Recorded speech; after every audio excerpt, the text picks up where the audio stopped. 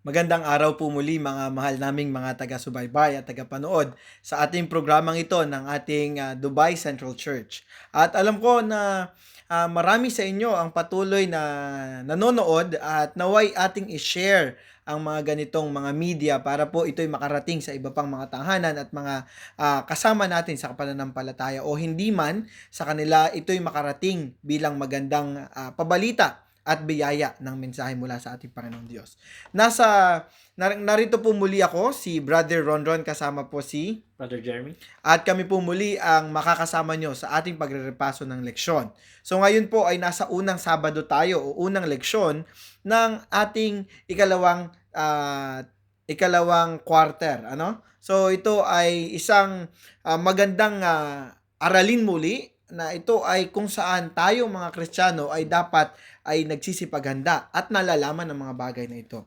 Ang titulo po ng ating leksyon ay ngayong unang quarter na ito, unang Sabado ng quarter ay ang digmaan sa likod ng lahat ng digmaan. So makikita natin at ating tutuklasin ang mga bagay at kung paano itinuturo ng ating Panginoong Diyos ang aral ng The Great Controversy. At bago po tayo magpatuloy, tayo muna po yumuko para sa ating isang panalangin. Amang banal, Diyos na makapangyarihan ka po sa lahat, maraming salamat Panginoon sa patuloy na pag-iingat at mga pagpapalang pinagkakalob niyo sa bawat isa.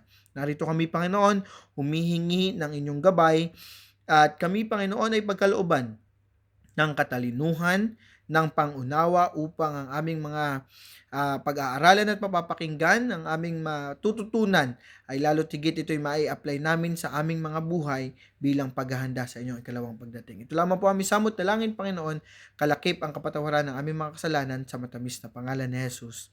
Amen. Muli po, magandang araw sa ating lahat, mga mahal naming mga kapatid, kapamilya at kapuso. So, ang ating pong talatang sauluhin, ang susing talata ay matatagpuan sa Apokalipsis 12, 7 at 8. Ito po ang sinasabi, babasahin ko po sa Tagalog. At nagkaroon ng digmaan sa langit. Si Miguel at ang kanyang mga anghel ay nakipagdigma sa dragon. Ang dragon at ang kanyang mga anghel ay nakipagdigma. Ngunit hindi sila nagwagi ni wala ng lugar para sa kanila sa langit. Dito po ay ating makikita kung paano nagsimula. Anong kahinahinatnan ng naging ugali ng isang anghel doon sa langit at kung paano nagkaroon o nagsimula ang napakalaking digmaan na ito'y naganap doon sa langit. So ngayon, bilang simula, ang simula ng salungatan o simula ng digmaang ito, anong may bahagi mo, Brother Jeremy, sa atin at lalo tigit maipaliwanag mo sa ating mga tagapanood? So, ang pagre-rebelde laban sa Diyos ay umiiral na bago pa man nalikha ang sangkatuhan. So, sabi sa Genesis 3:1, no? Tinawag ni Jesus ang nilalang na ito na nagasik ng pagdududa sa pagitan ng Diyos at ng kanyang mga nilikha bilang kaaway, na kanyang kinilala bilang Diablo, sabi sa Matthew 13 verse 39. Nilikha ba ng Diyos ang Diablo?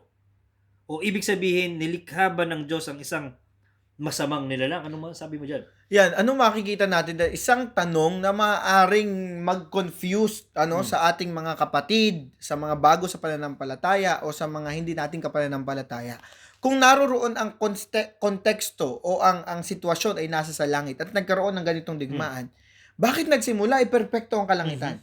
Bakit nagkaroon ng ganito at nilikha bang literal o intentional ng ating Panginoong Diyos ang Diablo? Diba? Ito isang katanungan na maaaring mag-confuse sa atin. Pero anong sinasabi, Brother Jeremy, sa Isaiah 14:12? Diba? Makikita natin doon na sinasabi sa ating Biblia na ang Diablo ay isang anghel na tinatawag na Lucifer. So, hindi literal na ginawa ng ating Panginoong Diyos ang Diablo, kundi si Lucifer na anghel. Anong may bahagi mo pa dito, Brother Jeremy? Saka masasabi nga natin na itong si Lucifer o itong anghel na ito ay nilikha ng perpekto at maganda. So, hindi talaga siya pangkontrabida. Di ba? At siya ay tinaas sa pinakamataas na posisyon na maaaring hangarin ng isang anghel, protektibong kerubin. Sabi sa Ezekiel 28:13 and 14. So, binigyan siya ng Diyos tulad ng lahat ng kanyang nilikha ng kalayaan sa pagpili at sa hindi may paliwanag, nagpa siya si Lucifer na magrebelde. So, ang susi nga dito is binigyan siya, o tayong lahat actually, binigyan tayo ng kakayahan o kalayaan sa pagpili. At alam naman natin, kaya tayo mayroong ganyan dahil sa nature ng Panginoon, kung ano ba siya. Mhm. Which is siya ay Diyos na mapagmahal. Yan, napakaliwanag nung sinabi mo na ito ay isang pagpili ni Lucifer na bilang siya ay anghel, na salungatin. 'Di ba? Kung pag-aaralan natin ng mas malalim 'yan. Nagsimula diyan yung inggit dahil nung nag-uusap ang kadyusan, nainggit itong si Lucifer na sinasabing bakit hindi siya isama o isali dahil meron siyang pagpili. Siya ay yung inggit na nagsimula sa kanyang puso. Ito yung bahagi na naging dahilan kung bakit nagsimula ang salungatan, kung bakit nagkaroon ng ganitong kaisipan at paglaban si Lucifer sa ating Panginoong Diyos. Napakaliwanag nun. Kaya mga kapatid, kung ang isang Lucifer na anghel na perpektong ginawa ng ating Panginoong Diyos, binigyan siya ng kalayaan, ito'y nagkamali at kinalaban ng ating Panginoong Diyos, how much more tayong mga tao? Tayo'y nilikha, pero dahil sa kasalanan na nag-ugat noong unang panahon, tayo'y naging hindi perpektong mga nilalang. How much more na tayo ay maaring malulong sa ating mga pagpili na ito'y kahinatnan ay ang pagkasalungat natin sa ating Panginoong Diyos. Kaya beware tayo mga kapatid. Ano pang mabahagi mo dyan, Brother Jeremy? So, naalala ko lang din kasi nakita natin dito na sinabi na si Lucifer ay itinaas, na medyo angat siya sa mga ibang anghel. So, meron siyang isang, parang may posisyon siya agad. Isang leader. Di ba? So, nakikita natin yung sa panahon natin ngayon na parang yung danger sa pagiging leader. Na parang pag tinitake mo siya talaga yung mga papuri, yung mga praises, at inano mo pa sa sarili mo, at nakita mo yung ibang bagay na parang hindi ka na nasama, but dapat ako nandyan kasi feeling mo is you're great o talagang mataas ka.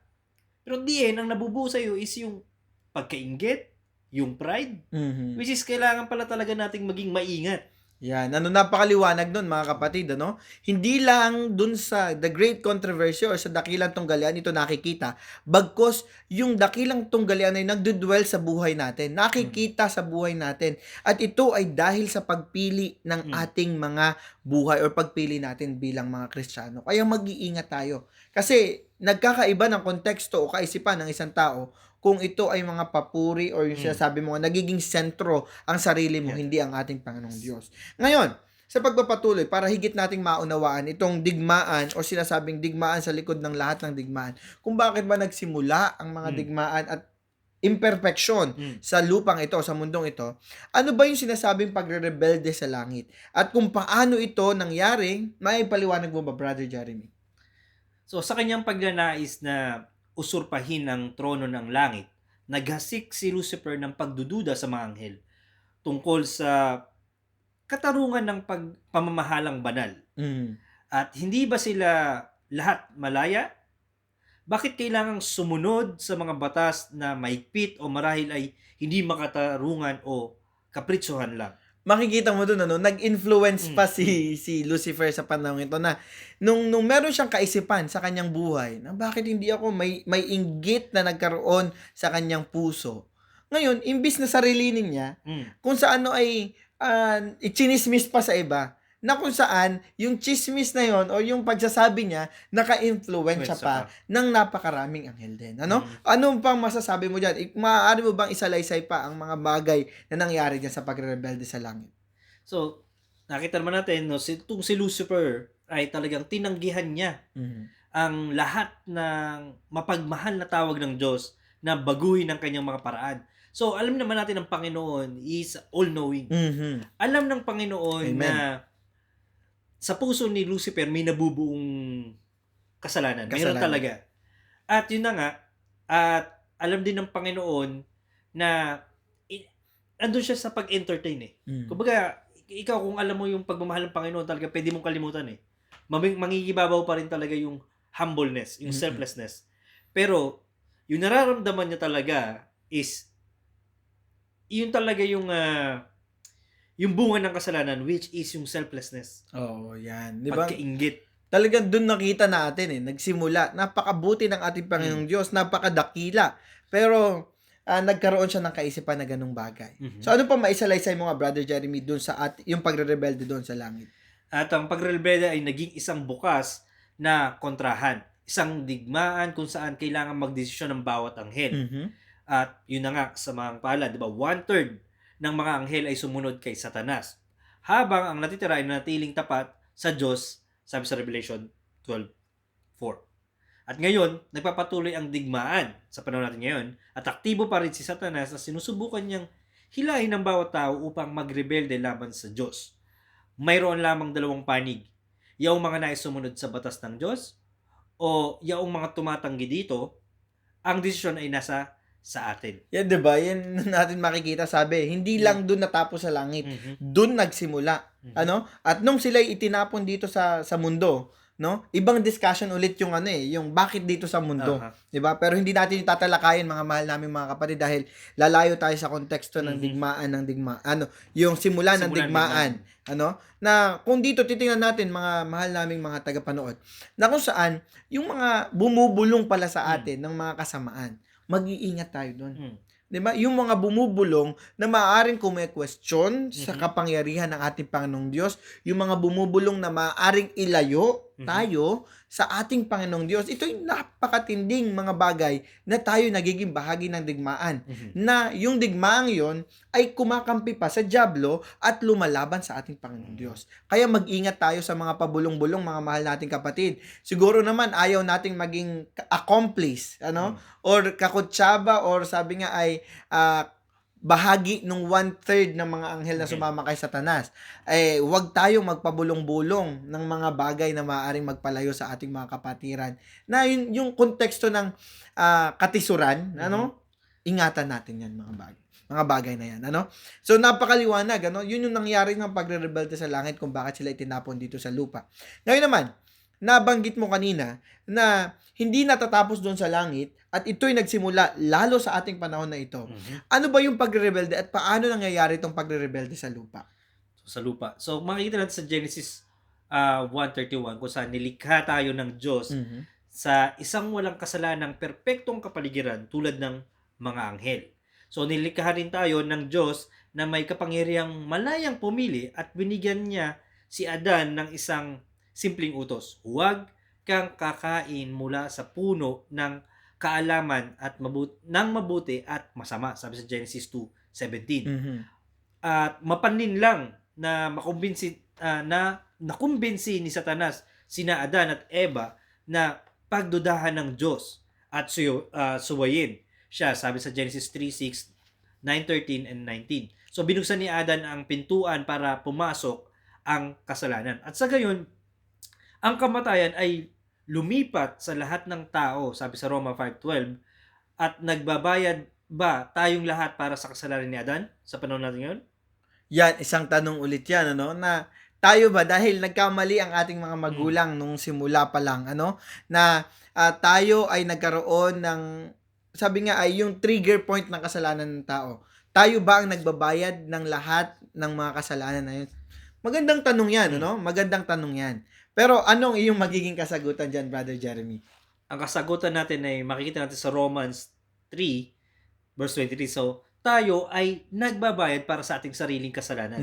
Diba? Ang consequence nga ng sin is death. Sapagkat lahat ay nagkasala at hindi umabot sa kaluwalhatian ng Diyos. So, hindi tayo ang nagbabayad ng kasalanan ni Adan. At napakaliwanag, sabi nga sa Romans 3:23 na sinabi mo na hindi tayo nagbabayad, kundi ang binabayaran natin yung ating mga kasalanan. Diba? Kasi nung sa panahon na yun, nasira na yung imahe ng Diyos sa atin. Doon pa lang ay nakita na natin na may pagkakamali na ang ating mga magulang, pero hindi tayo nagbabayad ng kanilang kasalanan, bagkus yung sarili natin. Napakaliwanag nun. Na kaya mag-iingat tayo, di ba? Nung tinukso ng ahas si Eva at Adan, bumubulong, sumisit-sit ang ahas. Di ba? Kaya mag-iingat tayo muli, mga mahal naming mga kapatiran, na tayo habang pumupunta sa iglesia, lumalapit sa ating Panginoong Diyos, maraming sisit-sit sa atin. Maraming tatawag na, dito ka. Di ba? Uy, wag ka man pumunta dyan. Dito ka na lang. Di ba? Maraming mga ganong mga pabulong maaari na ating maririnig along the way na paglapit natin sa ating Panginoong Diyos. Pero, nasa sa atin ang desisyon, wala tayo sa posisyon na sila'y ating husgahan, kundi nasa sa inyo, mga mahal naming mga kapatiran, nasa sa amin ang desisyon kung paano personal tayong iiwas at magpapatuloy na lumapit sa ating Panginoong Diyos. Napakaliwanag. At dito makikita natin na kung saan may kasalanan, dala niya ang kapatawaran ng ating Panginoong Diyos. At kung saan may kahinaan, dala niya ang kalakasan. Kasama natin ang ating Panginoong Diyos. At ang pinakadakilang hangarin ni Jesus ay mabuhay kasama tayo magpakailanman. So, yun ang makikita natin, At tingnan naman natin, paano ang pag-ibig na kumakatok sa ating mga buhay? Paano ba na ang ating Panginoong Diyos ay naririyan at kasama natin, at kung paano ang pag-ibig na ito ay patuloy na nag-i-intervene sa ating mga buhay. Ano mabahagi mo dyan, Brother Jeremy? So, bago pa man inihayag ang mga kahinatnan ng pagsuway, ipinaalam na ng Diyos kina Adan at Eva na may plano para sa kanilang pagtubos. Sabi sa Genesis 3:15. Kusang loob na naghiwalay ang sangkatuwang mula sa lumikha, ngunit malayo sa pag-iwan sa kanyang mga hindi mapagpasalamat na anak, ipinahayag ng Diyos ang kanyang karakter sa pamamagitan ng pagmamahal sa kanila ng walang hanggan. Sabi kasi John 3:16 na makikita natin na for God so loved the world. Diba? Na ibinigay niya. So, hindi kailangan maging walang hanggan ang kamatayan para sa makasalanan. Ipinakita ni Jesus ang kanyang pag-ibig sa pamamagitan ng pagbabayad ng presyo ng kasalanan gamit ang kanyang buhay.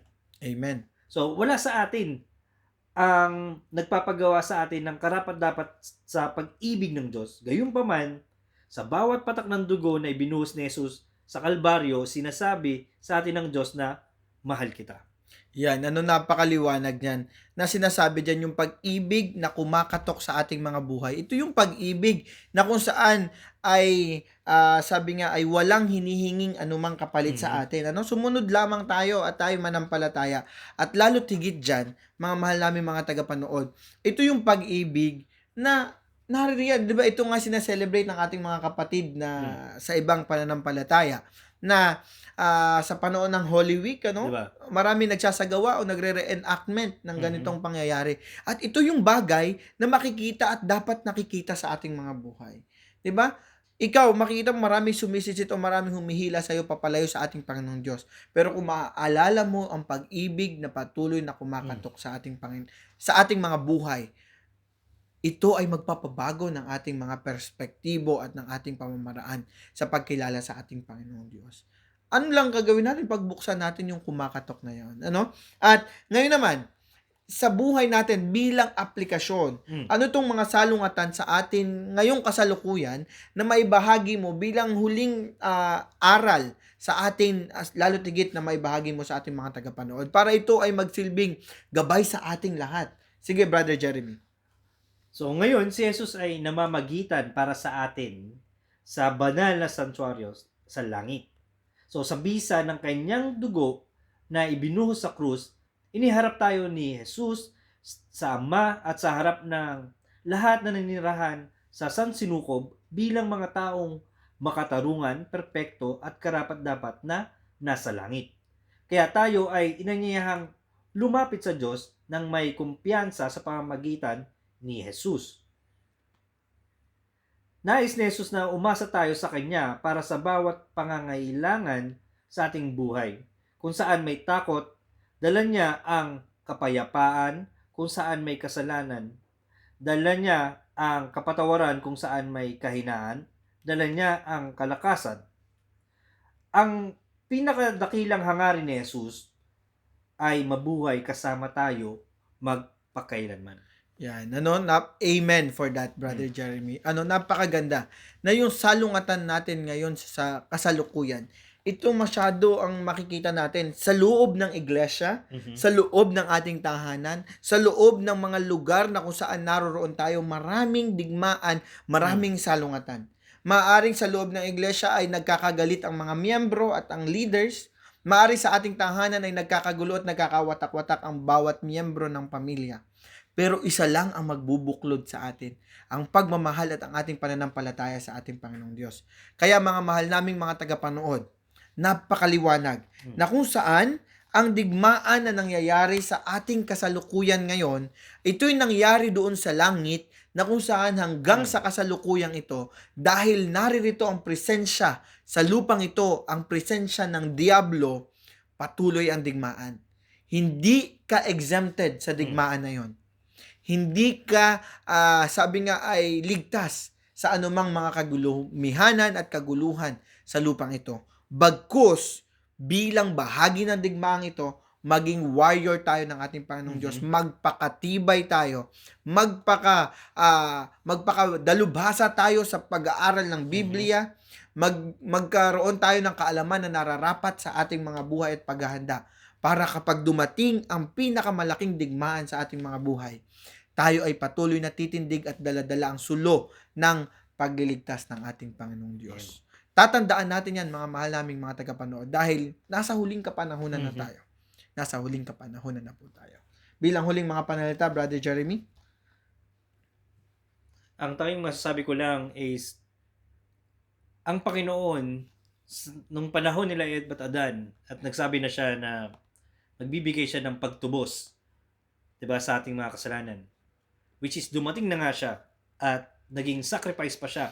At ang kanyang dugo ang makapag-reconcile pa sa atin, pabalik sa Ama. Ibalik tayo sa original state. Kailangan talaga nating kumampi, 'di ba? Sa ating Panginoon. Yan, ano? Na talagang ang ating pagpili, ang kalayaan natin ng pagpili ay kalayaan na tayo'y mapalapit sa ating Panginoong Diyos, hindi mapalayo. Muli, mga mahal naming mga tagapanood, ito'y hamon na naman sa ating mga buhay, na kung paanong dumaang isang linggo at dadaang mga panahon pa, kung paano ang dakilang tunggaliang ito ay magsisilbing aral at gabay ng ating mga buhay para maging karapat-dapat at maging handa tayo dun sa langit na bayan at sa bagong Jerusalem. Muli, magandang araw at maraming salamat at God bless us all, mga kapatid.